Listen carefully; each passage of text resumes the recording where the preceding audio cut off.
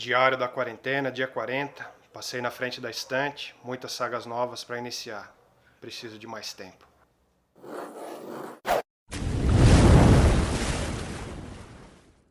Salve navegantes, sejam muito bem-vindos a mais um vídeo do canal e hoje eu trago para vocês algumas sagas, duologias e trilogias que eu tenho aqui na estante e ainda não iniciei. E eu tenho mais sagas do que essas que eu vou mostrar para vocês hoje aqui paradas na estante, mas os meus vídeos já são naturalmente longos, então não vou me estender muito. Eu peguei 9 delas, que são as mais pedidas, mais comentadas, tanto aqui nos vídeos do YouTube quanto no canal lá no Instagram. Fora as que eu vou mostrar, fora as que estão na estante, ainda tem várias outras que eu preciso adquirir.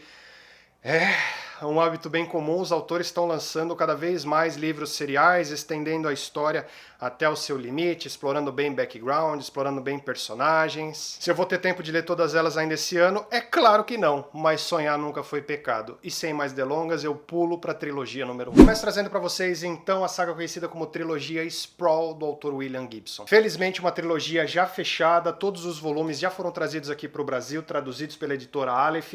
Neuromancer livro 1, Count Zero livro 2, Mona Lisa Overdrive livro 3. Neuromancer é talvez o romance mais bem sucedido do sci-fi cyberpunk, papou aí grandes prêmios da indústria, exemplo do Hugo, do Nebula e do Philip K. Dick Award. Colocou lá em 1984, na data de publicação, conceitos bem avançados para aquela época, conceitos que são utilizados até hoje, como inteligências artificiais bem avançadas, uma rede, um cyberspace, uma matrix, conceito que a gente tem aí de internet e realidade virtual, conceitos que foram explorados, muito bem explorados por obras atemporais, exemplo de Ghost in the Shell e também de Matrix das irmãs Wachowski. E aqui a gente conhece a história do Casey. O Casey é um ex-hacker ou cowboy, como são referidos aqui no livro, e ele sofre uma punição que impossibilita dele conduzir o seu trabalho, e essa punição ele recebeu por tentar roubar dos seus patrões. O Casey foi envenenado com uma toxina que o impede de entrar na rede virtual, no cyberspace, na Matrix,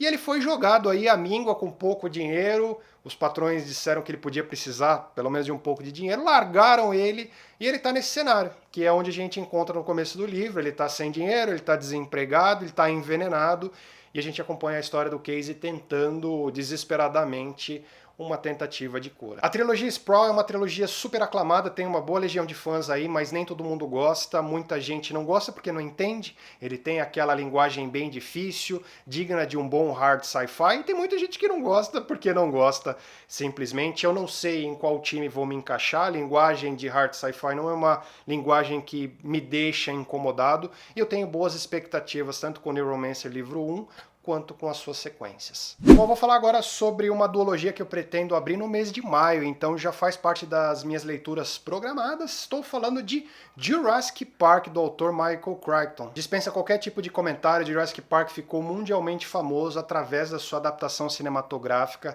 conduzida de forma magistral pelo Steven Spielberg em 1993. É um filme que acalenta muito a minha memória nostálgica. Eu tinha 9 anos naquela época, eu lembro que eu fiquei abismado com os efeitos especiais. A obra foi super premiada e se transformou naquele ano também a maior bilheteria do cinema. Livro 1, Jurassic Park, livro 2, O Mundo Perdido, ambos traduzidos, ambos já vieram aqui para o Brasil por parte da editora Aleph, e O Mundo Perdido também ganhou vida nas telonas pelas mãos do Spielberg. Um autor super famoso, super reconhecido também na ficção científica, de uma forma muito peculiar, porque ele sempre mistura nas suas obras aí, além do tom científico, ele coloca aquele tom de medicina, de tecnologia e de biologia. O Michael Crichton era formado em medicina por Harvard. E aqui a gente tem ele explorando a teoria do caos e quais são suas implicações filosóficas para explicar o colapso de um parque de diversões povoado por dinossauros. É isso mesmo, dinossauros de verdade que foram recriados através de engenharia genética. Uma obra aclamada que muitos de vocês inscritos também pedem aqui nos comentários para ela aparecer, para eu ler, para dar minhas opiniões. Até a gravação desse vídeo aqui eu li uma obra só do Crichton, que foi o Enigma de Andrômeda.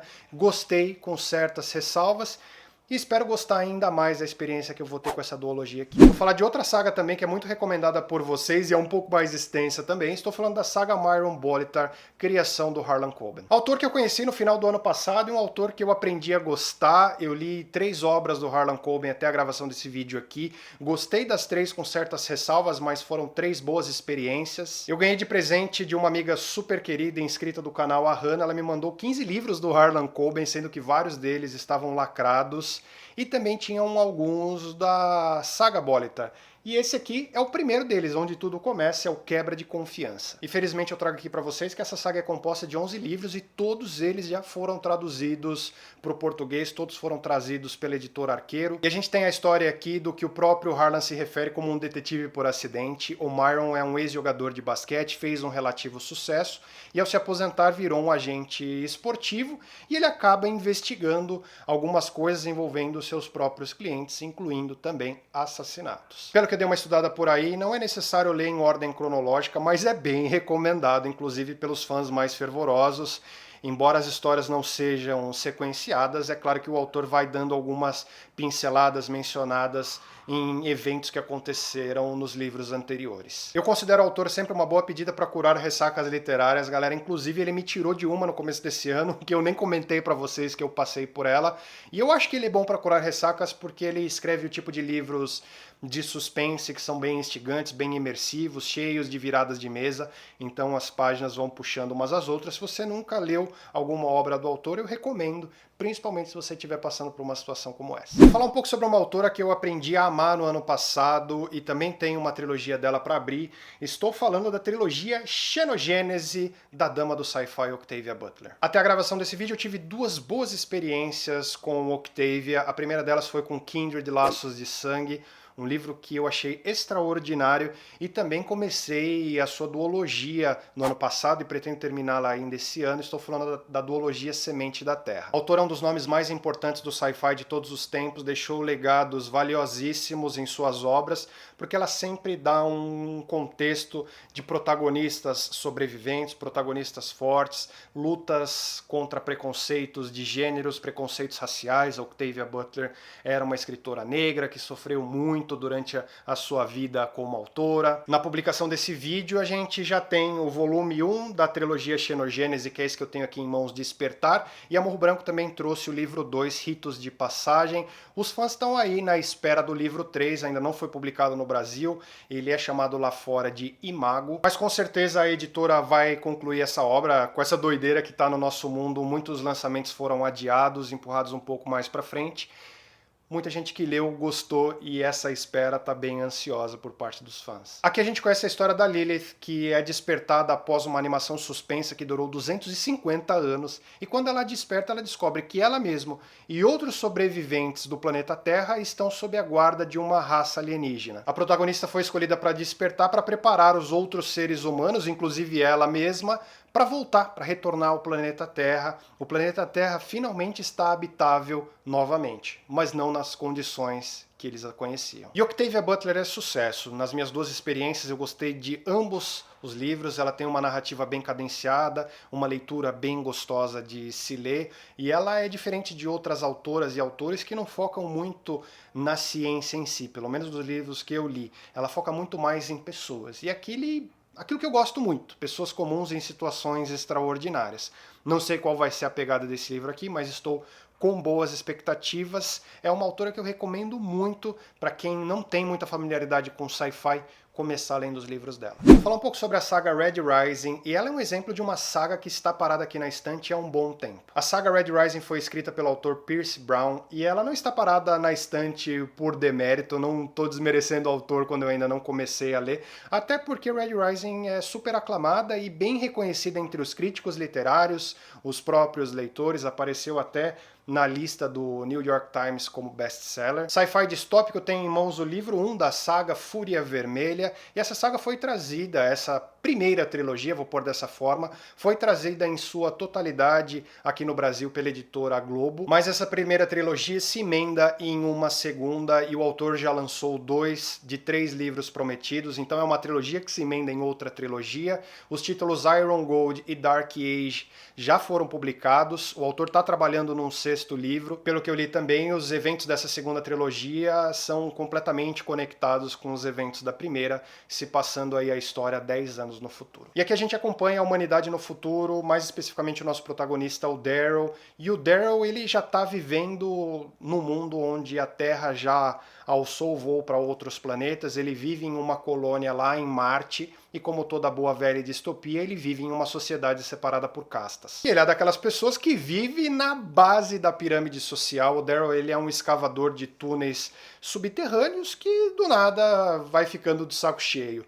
Não do nada, né? Porque ele deve ter sofrido algumas coisas aí nesse meio tempo. Mas ele organiza então um grupo de rebeldes a fim de sair na superfície, porque ele vive no subterrâneo mesmo. E na superfície ele vai tentar se infiltrar e descobrir quais são os segredos que tem por trás desse governo tirano. A saga Red Rising, como eu já disse, super aclamada, teve seus direitos para uma adaptação cinematográfica adquiridos em 2014, mas nunca viu a luz do dia. Eu gosto muito de distopia, eu já recebi várias indicações de pessoas que eu confio que a saga é realmente muito boa e eu com certeza vou dar uma chance. Eu sempre esqueço, quando eu vou montar minhas listas de próximas leituras, eu sempre esqueço de encaixá-la em algum lugar, mas não é por desmerecer mesmo, é porque eu sou um mané, essa é a verdade, mas vamos tentar corrigir isso logo menos. Tem uma saga que eu morro de vontade de ler, é uma trilogia, mas o que me segura é que são 3 calhamaços e eles não estão disponíveis em formato digital, que é onde eu leio mais. Estou falando da trilogia Terra Partida, da N.K. Jemisin. Os 3 livros dessa trilogia são super aclamados, a autora conseguiu uma façanha de levar o prêmio Hugo 3 anos consecutivos nas 3 obras, sendo que a última delas ganhou ainda o Nébula e o Locus. Não é pouca coisa, galera. 3 livros, os 3 lançados em território nacional pela editora Morro Branco, editora que eu tenho muito carinho, traz essas edições super caprichadas aqui. Ela é daquelas sagas que tem uma sinopse super complicada de entender, então eu dei uma olhada na sinopse, li na internet também alguns reviews tentando evitar possíveis spoilers e não entendi muita coisa. Eu sei que eu vou com a cabeça bem sem saber o que está acontecendo, sei que é um mundo bem místico, ele tem aqueles conceitos de ficção científica misturados também com fantasia. Vi que tem personagens bem marcantes e vi também, por tudo que eu gosto do gênero, gosto dos 2 gêneros, e pelo comentário das pessoas, muitos deles são bem fervorosos mesmo. Eu tenho certeza que eu vou gostar muito da minha experiência com essa obra aqui. Eu disse que o que me segura é o Kindle porque as minhas maiores maratonas aí de leitura são feitas de noite / madrugada, então ele me dá uma segurada de livro físico. Eu tô bem na vibe de ler em Kindle mesmo, mas não vou deixar passar com certeza, galera, vou ler o quanto antes. Saga da Terra Partida promete ser uma viagem inesquecível. Eu tô aqui com o seu representante em mãos, a 5ª estação é o volume 1, e ele entrou na data de publicação na lista dos 100 romances mais notáveis pela revista Times, então como eu já disse, pouca coisa não é. É uma saga que muita gente tem um amor muito grande, desde que eu criei o canal, muita gente me recomenda, muita gente fica até brava que eu não consegui ler ele até hoje. Eu tenho minhas razões, vou explicar um pouco para vocês. E tirando o Bernard Cornwell, que sempre foi unanimidade nos comentários, ele eu acho que é o segundo. Estou falando da saga A Crônica do Matador do Rei, do Patrick Rothfuss. O grande problema que ela tem é que é uma saga incompleta. O autor lançou o livro 1 e o livro 2 e não concluiu. O livro 2 foi lançado em 2011 e sempre apareceram aí na internet datas de publicação, mas sempre foram adiadas. Nesse específico momento eu fiz uma pesquisa, ainda não tem uma data, o autor não é prolífico e os fãs estão esperando há 9 anos. Livro 1, O Nome do Vento, livro 2, O Temor do Sábio, livro 3, embora não tenha datas, ele já tem nome, é Doors of Stone, que seria numa tradução livre Portas de Pedra. Uma saga de fantasia épica e aclamada, que a gente conhece a história de um dono de uma hospedaria que leva uma vida pacata e ele acaba salvando a vida de um cronista, de umas pessoas que estavam tentando bater ou matar ele, sei lá, e esse cronista acaba reconhecendo ele através de algumas histórias e se oferece para escrever a biografia dessa hospedaria. Então o nosso herói aí, ele fala que vai contar a sua história, uma narrativa que é nada além da verdade, mas que ele precisa de 3 dias. E aqui é onde a história se passa. O Nome do Vento é a história do primeiro dia. Eu trouxe ela aqui, mas não sei se pretendo ler nesse momento, mas eu trouxe porque eu não desprezo os comentários de vocês. Eu sei que aqui tem uma história bem rica, uma experiência que realmente vai ser muito boa para mim, Mas é aquilo lá, eu não quero ser viúvo de saga incompleta, eu não quero ter que esperar mais alguns anos junto com uma porrada de fãs para depois sair o outro volume e eu começar a saga do zero porque eu vou ter esquecido os detalhes da história. Eu sei que eu tô perdendo uma boa história aqui, galera, mas eu sinto os fãs como aquele tipo de pessoa que entra na piscina gelada e fica chamando todo mundo para entrar, falando que a água tá quente. E aí eu vou entrar, tá gelado, eu vou ficar batendo a cabeça na parede esperando o próximo volume que não vem. Então, para começar O Nome do Vento, eu preciso de pelo menos uma data. Quando eu fiz umas pesquisas, o volume 2, O Temor do Sábio, tem a nota de 4.6 no Goodreads, baseado em 400 mil avaliações. Ruim não deve ser. Uma saga que está parada aqui na estante também há um bom tempo e é a trilogia dos Espinhos, do Mark Lawrence. Dono de uma edição esteticamente perfeita, uma das edições mais bonitas que eu tenho aqui na estante. Ela tem vários detalhes em alto relevo, embora seja calhamaço em capa dura, então para manusear deve ser uma experiência um pouco complicada. Felizmente todas as edições dessa trilogia já foram publicadas aqui no Brasil e esse volume aqui é a edição definitiva que compõe essas três edições: Prince of Thorns livro 1, King of Thorns livro 2 e Emperor of Thorns livro 3. Aqui a gente acompanha a história através da narrativa das batalhas do nosso protagonista, o Jorgen Krat, que é cruel demais para ser considerado um herói, mas que é um canalha. Pelo que eu li lá, ele é um canalha que muita gente aprendeu a amar, como tem aos baldes aí nas sagas de literatura fantástica. Muita gente gosta, muita gente torce o nariz, eu não sei o que pensar, eu tenho muita vontade de ler, confesso a vocês. E é importante ressaltar que o autor, ele criou uma segunda trilogia, que ele já publicou todos os títulos. Aqui no Brasil ela vem sendo traduzida como A Guerra da Rainha Vermelha. E ela não é sequencial, mas muita gente que leu diz que no lore dela ele faz várias menções dos ocorridos nesse livro, então é importante ter o conhecimento prévio. A Dark Side Books já lançou os dois primeiros volumes da Guerra da Rainha Vermelha. O primeiro é o Prince of Fools, o segundo Liar's Key, e tá devendo pra gente o terceiro e conclusão. Alguns inscritos ficaram ensandecidos no meu último vídeo porque eu conheci o autor Ken Follett. Muita gente mesmo, galera, me recomendou várias de suas outras obras que eu tenho vontade e vou ler em um futuro próximo. Muita gente gostou de ver o cara por aqui. Eu tinha dito também que eu tenho uma saga dele parada aqui na estante, e essa daqui, a trilogia O Século, super aclamada e super calhamaço também. Somadas os três volumes, passam de 1,5 bilhão de páginas. Brincadeira, mas só esse primeiro aqui tem 910. Queda de Gigantes, volume 1, O Inverno do Mundo, volume 2 e Eternidade por um Fio, volume 3. Nesse primeiro volume, Queda de Gigantes, a história se passa iniciando em 1911 e terminando em 1925, e a gente conhece a história de 5 famílias: americana, russa, alemã, escocesa e inglesa, e a gente passeia um pouco pela Primeira Guerra Mundial, pelo movimento sufragista e também pela Revolução Russa. E a gente vê, como marca registrada do autor, muitas figuras famosas da nossa história aqui, a exemplo do Winston Churchill, Arthur Zimmermann, Trotsky, e quando um livro envolve figuras grandes assim, então a gente pode esperar queda de braço, brigas por poder, muitas traições. Follett é muito conhecido, assim como Bernard Cornwell, por ficção histórica, e ele dá bastante detalhes. Eu tive a minha primeira experiência com ele com um livro que muita gente diz que é um dos mais fracos, e olha só, eu gostei bastante. E já tô cheio de indicações, então a trilogia O Século me brilha bastante os olhos, mas calhamaço, né? Então preciso planejar bem. Ler eu quero, mas a escalada é grande. Se você tem vontade de saber o que eu ando lendo, o que eu tenho vontade de ler, o que eu já li, que eu não faço vídeos com aquela periodicidade maravilhosa, não esqueça de me seguir nas minhas redes sociais literárias, scoob.com.br, goodreads.com. Lá eu coloco tudo, inclusive dou nota. No Instagram eu interajo mais, então não esqueça de me seguir por lá também.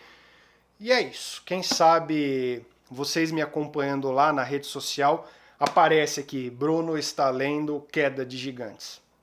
Bom, galera, era isso que eu tinha para trazer para vocês hoje. Espero que tenham gostado de mais um vídeo. Essas foram algumas das sagas que eu tenho paradas por aqui. E eu tenho mais. Então, se vocês gostaram do vídeo, deixa a curtidinha amiga, ajuda na divulgação, ajuda a espalhar a palavra do Navegando para Outros Portos. Esse é o termômetro para eu saber se eu devo ou não trazer mais esse tipo de conteúdo por aqui. Beleza? Se caiu aqui de paraquedas, esse é o seu primeiro vídeo, inscreva-se, ative o sininho e não perca o que vem por aí. Eu fico por aqui, deixo um beijo grande, um abraço carinhoso, apertado, de urso de sempre. Até o próximo vídeo.